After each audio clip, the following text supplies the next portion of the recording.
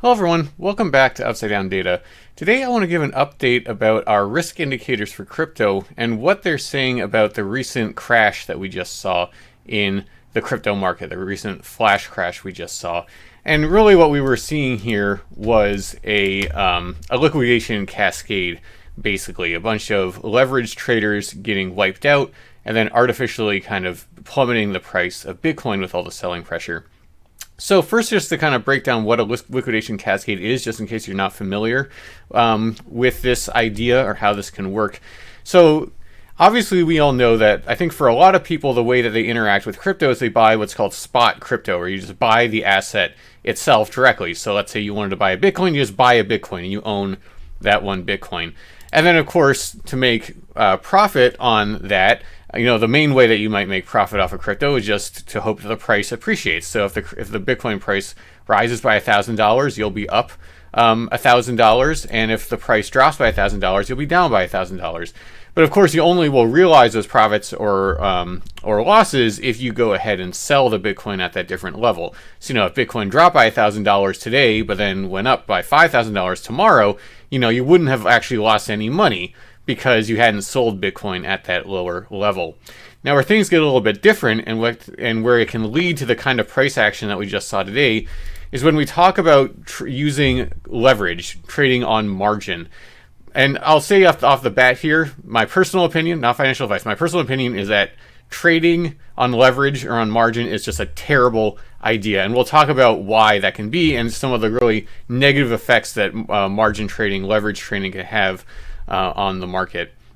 So essentially what leverage trading is, it's basically borrowing against your asset to try to increase your exposure to the asset. And so you can either borrow against crypto, so borrow against your Bitcoin. So imagine you could have a Bitcoin that you bought and then put it up as collateral to borrow against it. Or people will sometimes just borrow against stable coins or fiat, just a stable baseline. But the idea is going to be similar here. So let's imagine that you had bought that Bitcoin. You wanted to get exposure to more Bitcoin because when the price goes up, you want to get more profits than just whatever the absolute rises. So what you could do is you could take your Bitcoin, you could go to one of these derivatives trading platforms like Binance or FTX or something like that. And what they'll allow you to do is to basically borrow against that asset. So you could put up your Bitcoin as collateral. And then a lot of these platforms allow, currently it's around a 20x, I believe, a lot of them is the maximum that they allow you to kind of borrow against. So let's imagine you do the maximum. So you put up your one Bitcoin as collateral, you leverage yourself 20 times against it, which basically would allow you to get exposure to 20 Bitcoins. So you've taken that one, you've borrowed 20 times against it, and now you have exposure to 20 Bitcoin. And the reason that people do this is that it can take these relatively small movements in the price of an asset. So let's imagine Bitcoin goes up by $1,000. That increase would actually turn into a $20,000 increase if you would leverage yourself 20 times against your Bitcoin, because you now have exposure to 20 Bitcoin. If each of those Bitcoins goes up by $1,000, on the aggregate, you've just made $20,000. But the problem with leverage trading, and why I personally think it's an overall terrible idea, especially with something as volatile as crypto, is that if the price moves against you, so if the price were to drop by $1,000, now you're suddenly down by $20,000. And what's important also is that if you leverage yourself against the asset you're betting on, so like Bitcoin, or even another crypto asset which is correlated with Bitcoin, the idea is that if the trade goes against you, then your collateral is going to be worth less as well. So if you collateralize your Bitcoin, the price of Bitcoin goes down. Now let's say that you had bought the Bitcoin for $50,000, it's only worth $49,000. And what will happen is that if the loss of your trade exceeds the value of your collateral, so let's imagine that you had bought your Bitcoin for $50,000. Essentially, the idea is that if you ever drop below the value of your collateral, so as the price of Bitcoin will fall, so the value of your collateral will fall, you're going to be losing a lot more money more quickly because you leverage so highly against it. The second that your loss exceeds the value of your collateral, you'll be force liquidated. So essentially what that means is the exchange will close out your position, it'll sell everything, it'll sell your collateral to cover the exchange's bottom line so that they're not losing any money on your behalf, and you've lost your collateral. Your collateral is forfeited, it's gone. So now you don't have that Bitcoin anymore. You put it up as collateral, you got liquidated, it's gone. The exchange is taking it away from you, you're left with absolutely nothing. Now that's how it can wreck you personally. So again, if you had been in spot and price of Bitcoin had gone down by a few $1,000s, you know, who cares? You still have that Bitcoin. It could go up later and you'd recoup those that drop. You might actually be able to make a profit with time. But with this kind of a thing, that loss is now permanent. If you got liquidated, if the value of the loss exceeds the value of your collateral, you're now just toast. You don't have it anymore. And what will end up happening is that these liquidations cause a lot of selling pressure in the market. If you have a ton of people who have these leveraged positions open, and then the price of the asset goes against them, like what we just saw Bitcoin do, where, you know, Bitcoin had kind of hanging out 55, 53K-ish, and then it kind of trickled down into 50, and then set off this cascade of downward movement all the way down to around 42,000. What was probably going on here is we had a lot of open of margin in the system. You know, the on-chain data was showing a ton of leverage in the system, a lot of open interest. And what probably ended up happening that caused this big sell-off was that certain people were kind of sitting close to their liquidation points on some of their long positions they had opened, some of their margin positions that they had opened, and then the price moved against them just enough that it triggered the liquidation, and then their positions get sold. And then that will cause the price of Bitcoin obviously to fall as there's more selling pressure. And then what that'll lead to is more liquidation. So then other people who might have had a little bit lower liquidation points, that would then get reached for them. Their losses become too great. They get forced liquidated. And then it kind of creates this whole spiral down to the bottom. A lot of kind of downward selling pressure to almost an artificial degree, you know, beyond what the market would have gone to normally without all this leverage in the system. And so that's one of the reasons why we see these flash crashes in crypto, is that people open up these leveraged positions, and when the price moves against them, it can cause these cascades of liquidations that pushes price all the way down to crazy low levels. Now, what I want to talk about a little bit then is just kind of where our UDPI risk indicators are currently sitting after this mass liquidation kind of event just transpired. And one thing that I want to mention with the UDPI, kind of the way it's designed, is it's designed to be a bit cautious with these kind of events. You know, what it doesn't want to do is flash, you know, deep green without being sure that it actually is probably near the bottom, or that the downside potential has really been tapped out. And so that's why you might have expected these to be kind of bottoming out. But really the idea is that with this model, it hasn't seen enough yet to be sure that we don't have more downside to go before it's really willing to flash those deep greens. And so that's why it certainly has fallen. You know, risk has appreciably fallen just from yesterday across a bunch of different assets. You'll see now that HBAR is actually sitting below -2. That's actually the lowest risk level we've seen in crypto since we started monitoring different assets here back in September. ADA is sitting down close to -2. And then some of the other ones that have been overheated, like HNT, which had been over 4, is now down in the lower 3s. AVAX has fallen off a little bit from where it had been. Generally, the risk is lowering across the market. And what I would personally expect to see is that if we see more corrections off of this, if price has to go lower in the crypto market, risk will keep on falling, and it might be pretty precipitously how much it falls. But if assets kind of catch support here and are able to show some strength here, then I suspect the UDPI might also get more bullish on them and suggest that the downside potential is going to be quite low at that point, and that there may be more upside potential to go to. So for right now, just being a day into this, it's a little bit too early for the model to come up to want to make a strong conclusion on these assets about what their risk level is. It's obviously updating, but it doesn't want to be jumping the gun and flash deep green before it's actually sure that it should be flashing deep green. But in the next coming days and weeks, I think it'll be interesting to watch what happens here and see how low these risk indicators can go. And some of them might go quite deep green, which historically is oftentimes suggested that it's getting close to a bottom point, that historically entering the market at those points is advantageous. But I think we're just too early to know right now if this is an opportunity or not yet. I'd really like to see these risk indicators kind of bottom out, and especially put in a reversal back to the upside before we can really be sure about that. Now, that's just my opinion, not financial advice, but that's just what I'm looking for with these indicators. So the big takeaway from these is that risk is falling, as we'd expect, but it's still too early to know if the bottom is really in yet, or if we might have more downside potential that we have to go into.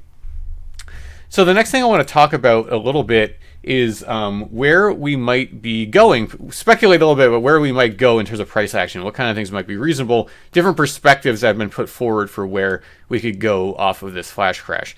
Now, obviously, a lot of the sentiment you're probably seeing right now is that it's doom and gloom, it's over, that we're about to enter into a protracted bear market, and this is just the beginning. Now, obviously, that's possible. I don't want to downplay that. It certainly is possible that we could do that. I think a lot of people who are speculating on that are either going to be pointing towards this as maybe the better case scenario, where we're going to have multiple months of downside, or I think what a lot of people are more talking about is this type of movement up here, where coming off of like the high back in December 2017, for example, this protracted long bear market. I think this is what a lot of people are really afraid of right now. But I want to give just the full range of perspectives. That's just one perspective of where we could be going. But I think there's other places we could be going also that are also plausible. So one that I want to talk about, probably the most bullish scenario from where we could go right now, is that this is kind of an anomaly, that we flushed out a lot of this leverage that was in the system that was creating a lot of this downside risk. And that off of that, then maybe people are more willing to kind of get in. That if we've just eliminated this potential source of downside risk, which we just realized, we just see how major of a risk all that leverage can be in the system, maybe that means then that people will see this as a buying opportunity. Bigger investors will step in to buy the dip. And especially if we've just kind of eliminated a lot of that downside risk. I think last I heard it was about $4 billion worth of leverage got flushed out of the system, and that number could just keep going up potentially. Then it could be that now there are going to be just less people willing to open up those leverage positions, because, why would you do that if you think the price might go down further, if you're worried about getting liquidated? And so if there's a lot of fear in the market, and if a lot of people are thinking it could go down, that might be a reason why they wouldn't open that leverage, which actually could then be a catalyst to move back to the upside if the other investors see that downside risk has been taken out of the system potentially. So one thing that we could see off of that is just a very quick recovery back to the levels that we were at. Maybe we have to consolidate that there a little bit more, but maybe then we're able to just start kind of moving back up into the upside into next year pretty quickly. Have a nice kind of quick rally. I think personally I see this as being one of probably the most bullish case here. A quick recovery, maybe consolidation at some of these early levels. Maybe we don't even need to do that, and just moving back up into the upside going into the beginning of next year. So that I think is certainly possible, and it could just be that it'll take just some time for all that to kind of play out. Now, another possibility that we could do here is we could compare this flash crash we just saw to the flash crash that we actually saw back here in September, where here this was another one. It wasn't nearly as big as this flash crash that we just saw, but it was a similar idea. A lot of liquidations happened that really pushed the price down. And what we ended up seeing here was a good amount of sideways action from this kind of new lower level, actually some more price weakness before being able to put moves to the upside. So maybe that's what we could see, is that we could see some movement, maybe movement back down to some of these lower, older support levels or resistance levels here in kind of the 40 to 38K range. And then maybe after that, we'll be able to put some moves back to the upside, maybe going in a little bit later into next year. So that's also, I think, possible, but it's still not a particularly bearish scenario, right? Some more short-term pain, but then before too long, we just be on our merry way again, ready to put more moves to the upside, put in new all-time highs sometime early next year. That wouldn't necessarily be too cataclysmic, I don't think.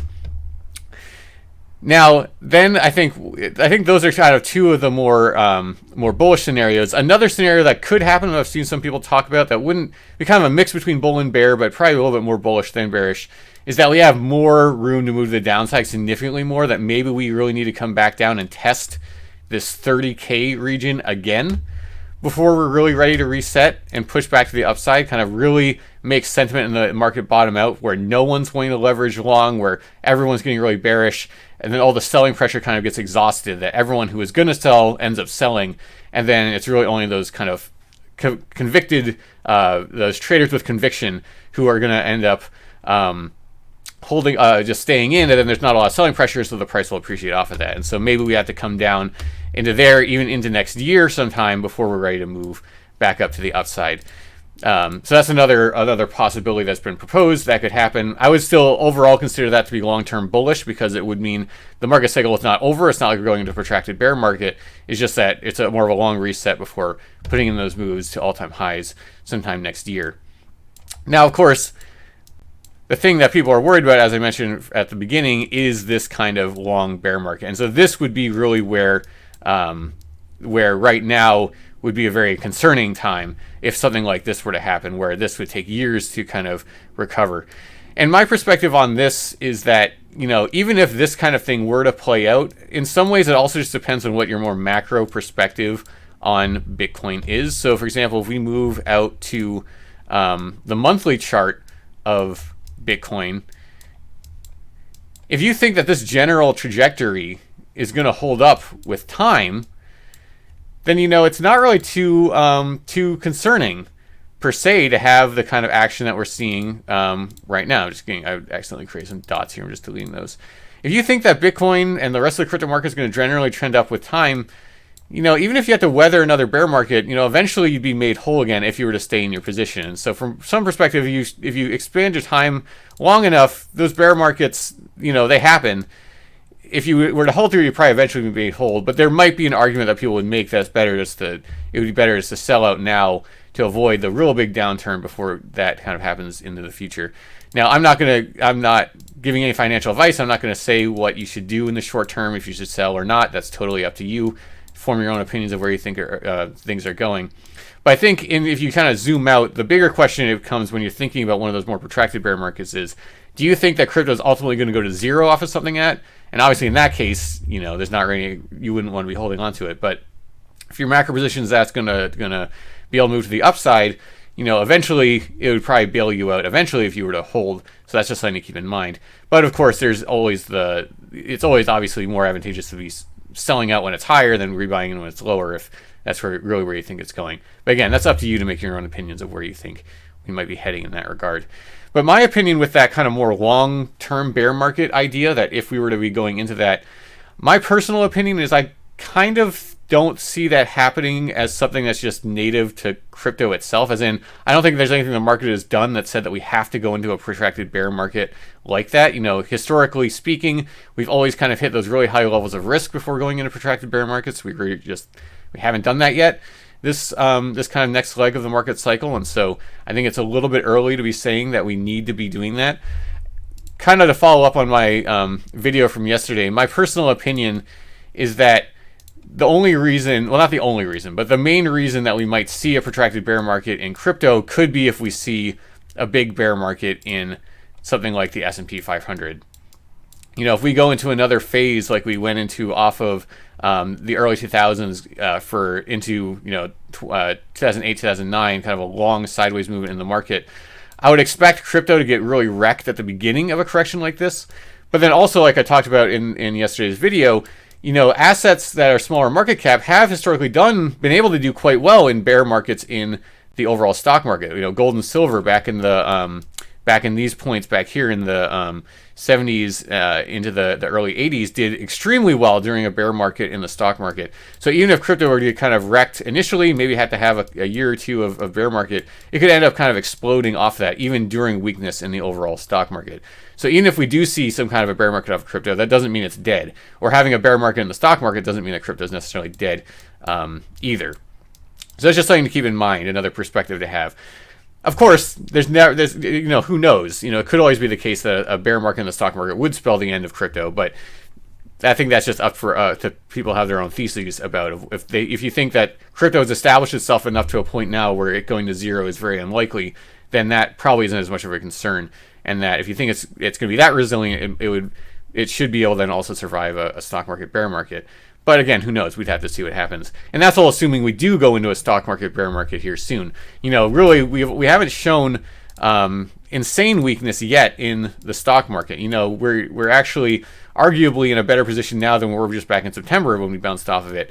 But of course, there's a lot of macro concerns that people have about things like inflation, about the Fed potentially tapering off their buying of bonds and other assets and things like that. And with new variants of the coronavirus and things like that, there's a lot of uncertainty. The other thing I think is important to mention, and one other theory that I've heard with Bitcoin could be that one of the reasons we're seeing so much weakness in the Bitcoin price right now is that a lot of big fund managers at the end of the year want to lock in profits. They want to lock in good performance for their funds because that's how they get bonuses. A lot of their bonuses are their personal bonuses are tied to how well their funds perform. And so if you're in a really risky asset like crypto, at the end of the year, you might risk just losing a lot of the gains that you've accrued throughout the beginning of the year. People might just want to go into a risk-off position towards the end of the year and avoid that. And so one thing I've heard that will just be interesting to keep an eye on is Maybe we'll continue to see this kind of weakness in December. Maybe we have to correct down further, who knows. But then the idea would be that as soon as we hit January, kind of going into January, all those fund managers now will have the freedom to move back into more risky assets because they're not trying to protect gains from the past year anymore. They're starting with a fresh slate. Maybe they want to set up themselves to have a really nice high profit. And if crypto is seen as a place where you can really achieve a high kind of return quite quickly on a yearly basis, maybe a lot of fund managers will kind of load into crypto at that point to try to ride those gains, so that they can then have another nice bonus for themselves, at the end of next year. So who knows if that's going to happen? That's just a hypothesis that's been put out there. It'll be interesting to see. But I think the long and short, and really what I want to say from all of this, is I think that it's just too early to really know where we're heading definitively. I think it's premature for people to be calling for a protracted bear market.